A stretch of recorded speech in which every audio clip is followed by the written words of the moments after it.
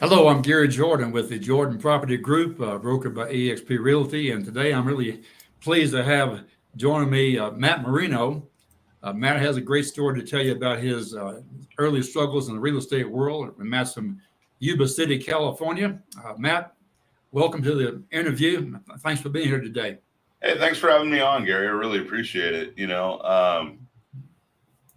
We love to think about real estate and that it's just one easy job that, you can go ahead and set your own schedule. You can go ahead and have all the free time you want and make millions of dollars, right? That's what everybody thinks of when they think about getting into real estate. And it's just, unfortunately not the reality. I say, sign me up, man. Sign me up. Yeah, right. Let's go. When I got started, Matt, 14 years ago, I didn't know any better. I heard this loud noise. I wasn't sure what it was, but it was everybody getting out of the business back in 2008. Yeah. I was getting in, didn't know any better. And I tell you what, but not having any good systems to begin with, and not having a really good mentor to begin with, I ran into a lot of brick walls and had a tough time my first few years in real estate back in the 2008, nines, and so forth. So it's always good to talk. Back then, man. So I was working at Applebee's. My wife and I had just met back then in 2008. We were both in the service industry. Obviously, I was a bartender. She was like a waitress, and I remember on the news seeing everything that was going on, and people just like tearing their houses up, locking their keys in the house, and just walking away from it. That was happening. Well, listen, Matt, kind of tell us about your original story. Tell me about your family first of all. You said your wife and you met at Applebee's, and yeah. Do you have a extended family? You have children and so forth? Yeah. So my wife Janelle and I have two daughters. One's 11 and one's 8. Super. They're super fun at that age. Yeah. They're fun the whole time. Don't get me wrong, people. Kids are awesome, but they're not that fun when they can't go do like a bunch of fun stuff, right?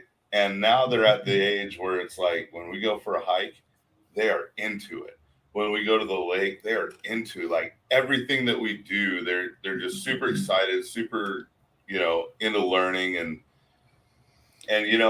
with my busy schedule and Janelle's busy schedule, they're super good kids. Like we take them out of school a lot, to be able to go to Texas, be able to do all these different, things. But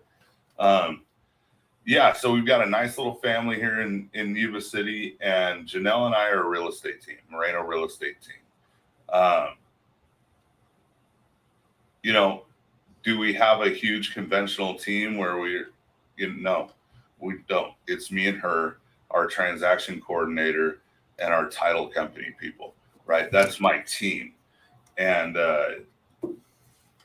then I have a couple people underneath me that are in my downline, that I'm directly responsible for their success. So that's kind of like how my family and my business is all built. Well, I'm sure one of the reasons you probably got into real estate too, not knowing it better, was the fact that you wanted to have more time to spend with your family.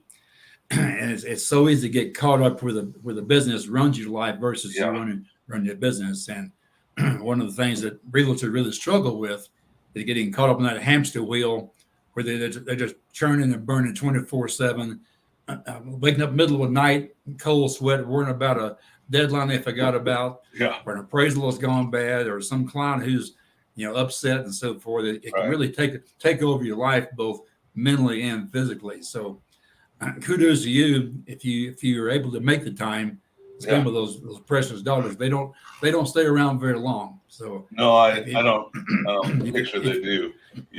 And early on in my career, I stressed out about everything.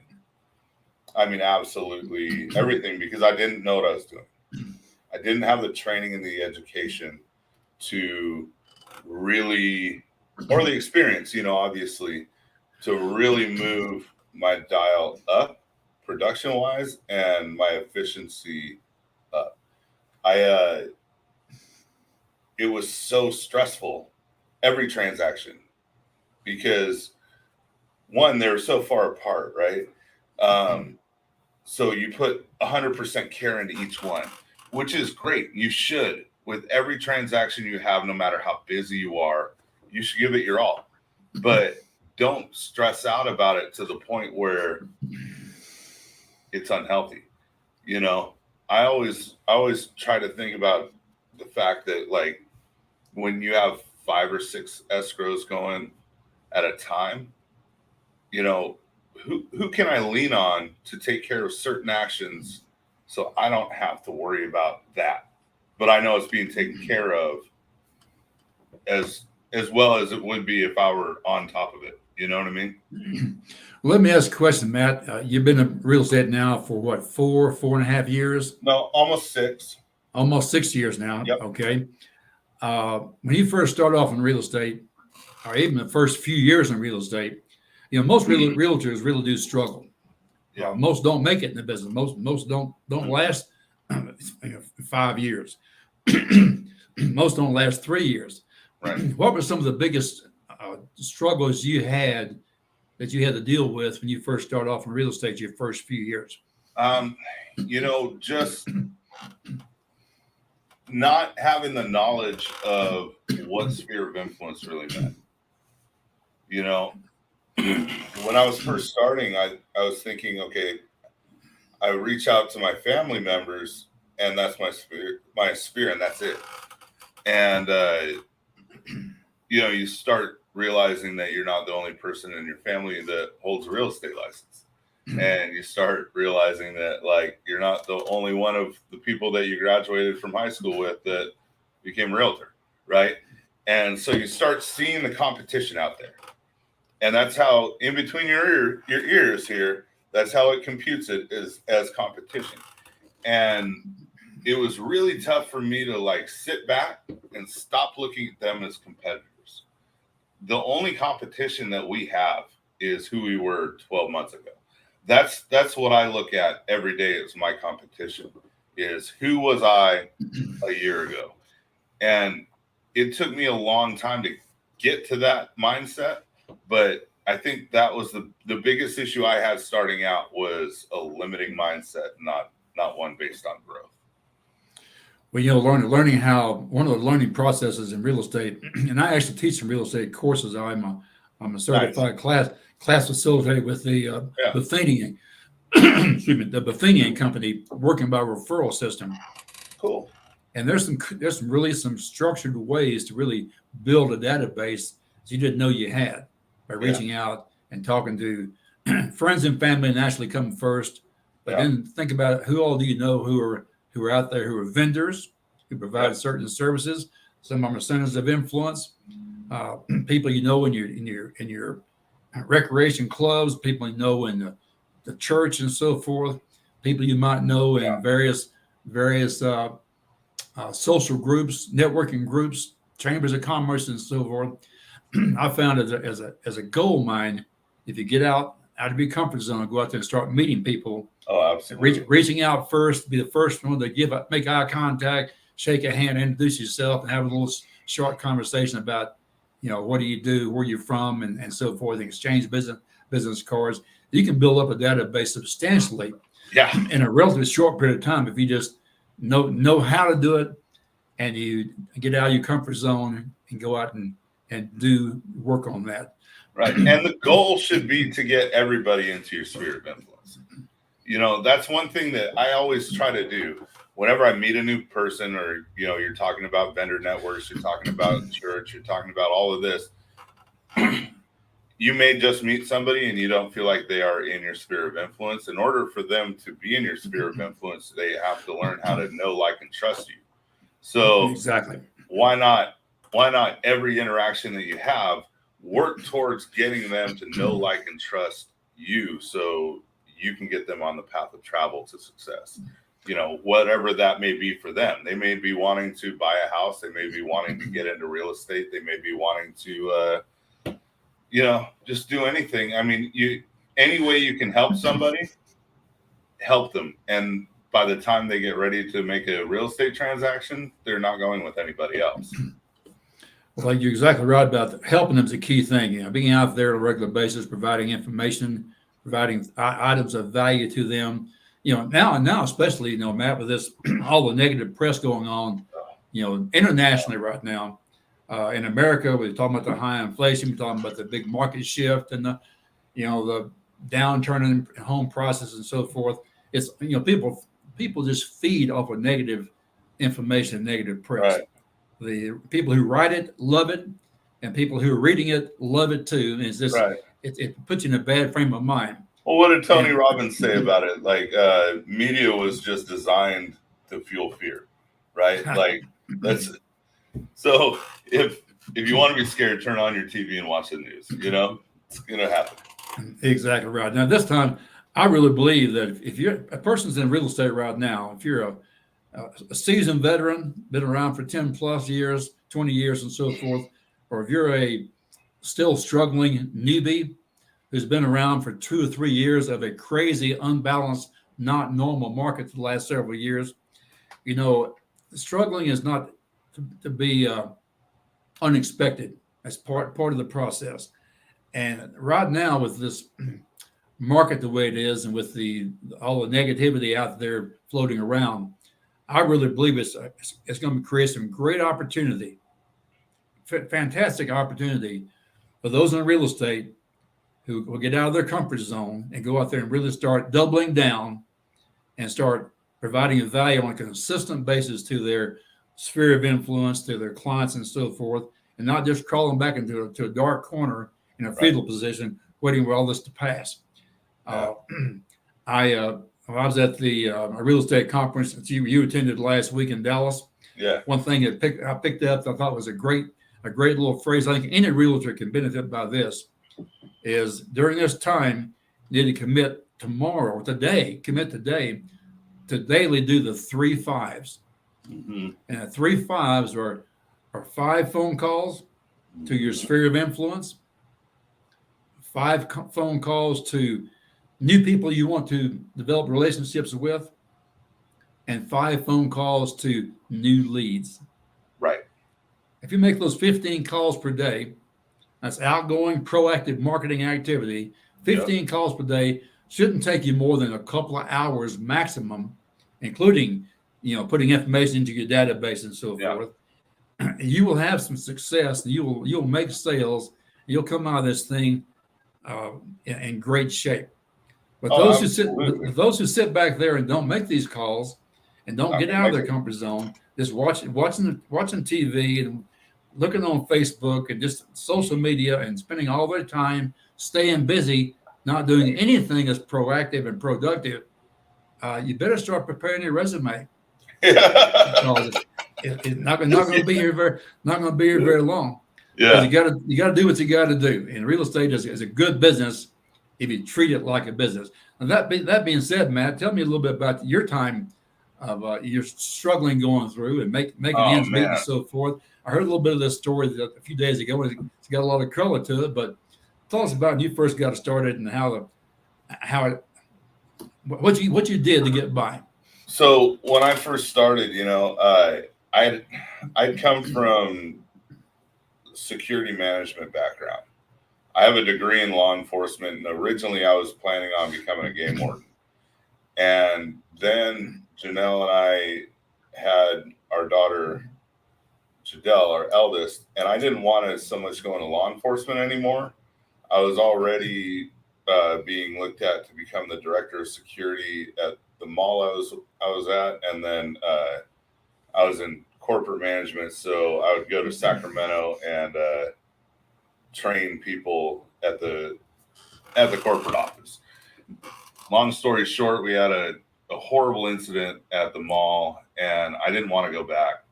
And so Janelle told me to cash out on my 401k and get my real estate license, because I've always wanted to get into real estate. I've always talked about it. And she was like, look, what other opportunity do you have? You don't want to go do this. Why don't you go do that? So I did it. And I failed very, very hard. Like fell flat on my face really bad multiple times, and just didn't have the support that I needed at the brokerage. And it's something that I don't regret, because if I hadn't had that pain experience, I wouldn't have the wisdom I have today. But it is something that I would wish I didn't have to go through. It just, unfortunately, bad news is, folks, you have to have bad experiences to figure out how to make good money, and that's what happened when I was finally, we were broke, like flat broke, done. Like she had 2 jobs at 2 different restaurants while working real estate.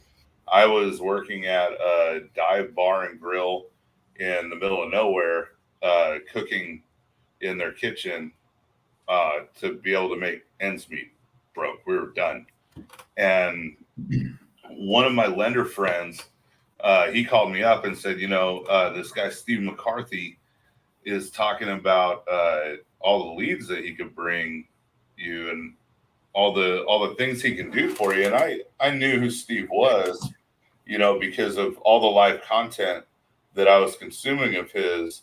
I knew what EXP was through that live content, and through the fact that everybody at our brokerage was super scared about EXP coming to our area for some reason. And that piqued my curiosity, obviously, especially once I was like flipping burgers and cooking other people's food for a living instead of doing what I wanted to do, which was real estate. And so one day I was just at my wit's end, and we were like about to just go back to our old lives. And I got a hold of Steve at like 2:00 in the morning through Facebook Messenger. And I was like, I need help. And so we had a meeting, and he was like, this is how I can help you. And he took me under his wing and taught me everything that nobody else would teach me about real estate. And here we are today. And it's a totally different world for me. Coming over to EXP was the best thing I've ever done. Like miles better. I've never had success like this. So you had your first 3 years really struggled.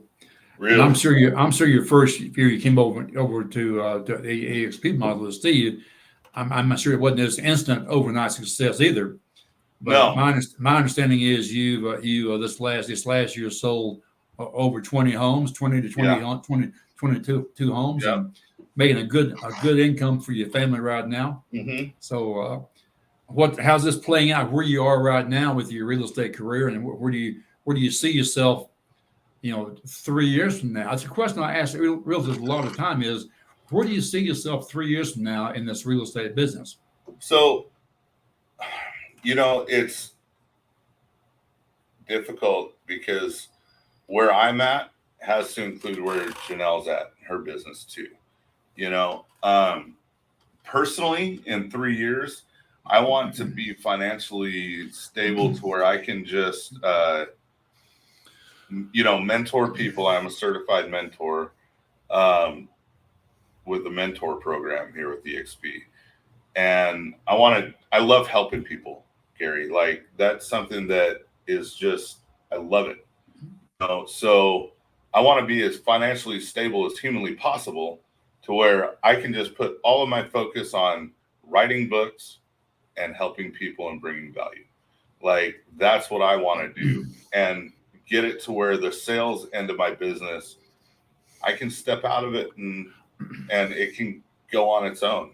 I can hop back in when I need to, but I want to really be able to focus on being a blessing to other people. Well, I can appreciate that. I'm a big fan of the late Zig Ziglar. And one of Ziglar's most famous quotes is that you can have anything in life you want if you help enough other people get what they want. That's it. It's a very simple, very, very powerful mantra and a goal to have. And that's kind of what I want to do too. I'm an educator myself. I love to teach and train and help and so forth. And I can say right now that in my 14-year career within real estate, there were certain times when I was on a hamster wheel, churning and burning at both ends, and not having a lot of fun. Right. Making good money for sure, but not having a lot of fun, not having time to enjoy it, Yeah. and not having time to spend with my family, and not be able to go on a vacation and leave my laptop at home. Mm. Where I was, checking on putting out fires all the time and so forth. So I found that the opportunity that we have in this business can give you freedom. It can give you three kinds of freedom that I think are real important. One is financial freedom. One is time freedom. Mm-hmm. Another one is location freedom. Right. We can live and work anywhere you want to. Yes. And still be going. So Yep. those are the things that turn me on, and things that I think that will turn most realtors on, but they really stop and think about it. If there are ways to have some great success in this industry without being on the hamster wheel 24/7 till the lights go out. Like I've heard many times, you've never been to a realtor retirement party. They keep rolling until the lights go out. Funerals, man. But I know exactly right. Now, if you had more time, Matt, and I know you'll have more time in the near future, what do you want to do with that more time? Oh man, I love going outside. What are some things you like? What are some things you like to do? I love going outside. I love fishing and hiking and stuff like that, And so I love sharing those experiences with our daughters. We like to go to Lake Siskiyou every year. We missed it this year because we were busy, right? Unfortunate problem to have, but we like to rent a cabin up there for like the week or the weekend if we can, and just spend time together and just enjoy nature and enjoy being in water and fishing and hiking and having all that fun. I love doing that stuff. And it's so inspiring, I'm also a published author, and I'm always working on a book, and so I read a lot, Gary, like 5 books at a time, a lot. And so I guess that's what I would spend my time on, man, is just with my family and working through whatever book I'm writing at the time, That's great. What type of books do you like to write? So I write about my first book, which is Path of Travel, The Power Behind Know, Like, and Trust, is about my hardships becoming successful in real estate. Great. But it also teaches, like a new agent can read that book and it'll tell them what to do in the first 90 days of real estate, how to work with buyers, sellers, investors, how to get, internet marketing. What is that? Like, what is search engine optimization? How do you do all this stuff that we do to become successful? That's what that book is about. And then I'm working on one right now that is about mindset. And so that'll be, I don't know when it'll be done. I'm like 7 chapters into it. But those are the kinds of books, it's kind of an education based, but really about real estate, because that's what I know. Fantastic. Listen, I kind of wrapping things up today. Yeah. I want to really thank you for sharing your story, Matt. It's really a real life type story that I'm sure a lot of realtors can really relate to. Yeah. They don't know when the next check's coming in and so forth. Right. I just encourage this community right now watching this interview. If you're in real estate, get out there and go to work. Yeah. Start making the calls. Get out of the house and start going out and knocking on doors and shaking some hands and meeting people and spreading the information that people want right now, that the world's not coming to an end. we're still in a good real estate market. Everyone projects real estate homes to still appreciate each year over the next 3 or 4 or 5 years at a slower rate now. Yes, but the last couple of years, guys, homes appreciating at 20+% per year. That's a fairy tale. Yeah. We haven't experienced. That's not the real world. That was a gift. It's crazy. It's crazy. And it created some real imbalance in the market too. But we still have a real low inventory of homes. There's still a lot of demand among the public to buy homes, to buy a home in a better place to live, have a home that is more conducive than working at home and so forth. There's a lot of reasons people still want to buy homes. Rental rates are still going through the roof. Yeah. So the cost of owning a home now is becoming, more and more important and more of a good investment than, renting. The only thing you know for sure when you rent a home is all your money is going down the drain. That's for sure. Yeah. So it's not all doom and gloom. Interest rates are higher than they were 2 years ago, but 2 years ago was a fairy tale also. Mm-hmm. Interest rates in the mid 2s, low 3s, and so forth. That's the lowest in the history of my short life, which is quite a few decades. Now they're in the 5s. That's still low compared to historical averages. So there's nothing really to be crying about. We've had some correction, which needed to happen, but it's not doom and gloom. This thing will pass. And if you're a realtor, take advantage of the opportunity right now, as most are panicking and running to the dark corner and getting in a fetal position. You get out there and do the 3 5s each day. Be consistent. Be around people who are having success. You'll have success too. If you hang around losers, you're going to lose. You hang around winners and just pick out the ones you think like you want to be like. Yep. So Matt, once again, thanks again for your time today and information. If anybody wants more information from Matt, wants maybe to just talk to him about real estate in general or get a copy of his book and so forth, how can they contact you, Matt? What's your phone number? Phone number is 530-216-6716. If you want to purchase the book, it's on Amazon. So just Path of Travel, The Power Behind Know, Like, and Trust, and you can purchase it there. Show us the book again. Show us a Path of Travel. Yep. Okay, super. Okay, Matt, I thank you very much, man. You're a real winner. I wish you nothing but success. And those of you who are seeing us today, if you like what you've seen, if it's of value, share it with some of your friends. I appreciate all of you. Thanks for having me on. I appreciate it. For now. Okay, take care now.